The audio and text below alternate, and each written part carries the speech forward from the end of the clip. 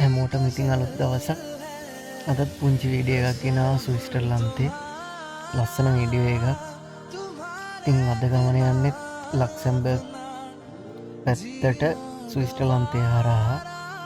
ඉතින් ඒ යන අතරමඟ මේ වගේ අයිස් වුණ ඔන්න පොඩි දියඇල්ලකුත් තියෙනවා. තාම දියඇල්ල නම් හොඳටම ගල් වෙලා තියෙන්නේ. ඉතින් පුංචි වතුර පාරක් නම් ගල්නවා පේනවා.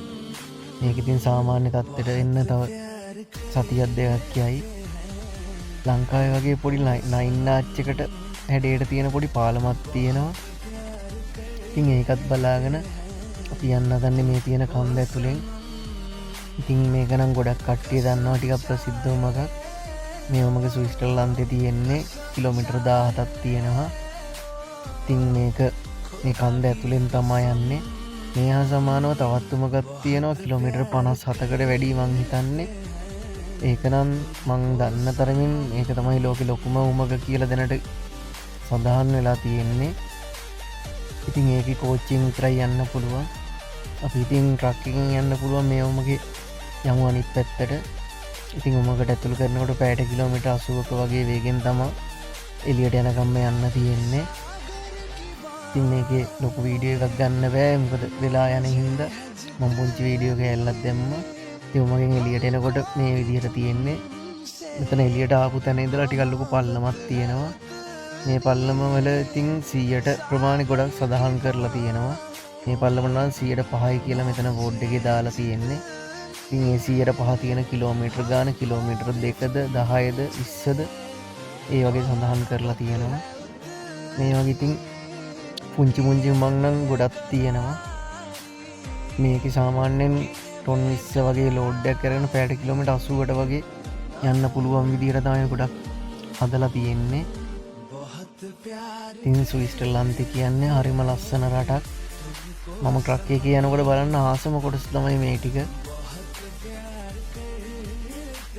ඉතින් ඔන්නෝම තමයි අපේ ගමන ඉස්සරහට යන්නේ. ඉතින් ආපු නැති කට්ටිය ඇවිල්ලාම බලන්න ඕන රටක්. ඒ තරම් මේ රට ලස්සනයි. ටික ටික ඉතින් හැන්දෑවීගෙනත් එනවා. ඉතින් ඕවගේ දේවල් තමයි අපිට යනකොට හම්බෙන්නේ. ට්‍රක් එකට නැගලා ගොඩක් කට්ටිය හිතනවා මේක සුන්දරයි කියලා. හැබැයි හිතන තරම්ම සුන්දර දෙයක්ුත් නෙමේ. මේ ඕක තමයි ඇත්ත කතාව. මම ඒක ගැන විස්තරයක් තව ටික දවසකින් ගේන්න. කරුවල වැටෙන්න කලින් මේකේ වීඩියෝ එකක් ගන්නම් කියලා හිතුවා වගේ මද ගන්න පුළුවන් වුණා. මම මීට කලින් මෙතනින් ගිහිල්ලා තියෙනවා. හැබැයි මේකේ මට වීඩියෝ එකක් ගන්න බැරි වුණා. අද ඒකින්ද ගන්න පුළුවන් වුණා.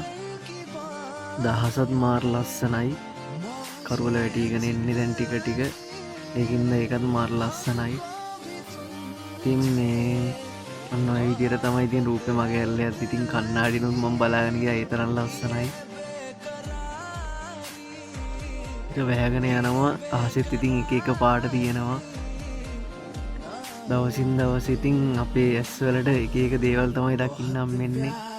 එක පැත්තකින් ඒක හරිම වාසනාවක්.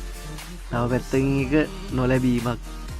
ඉතින් ඔන්නෝම තමයි මේ ජීවිතේ. එහෙනම් ඉතින් හැමෝටම ජය වෙන්න ඕන.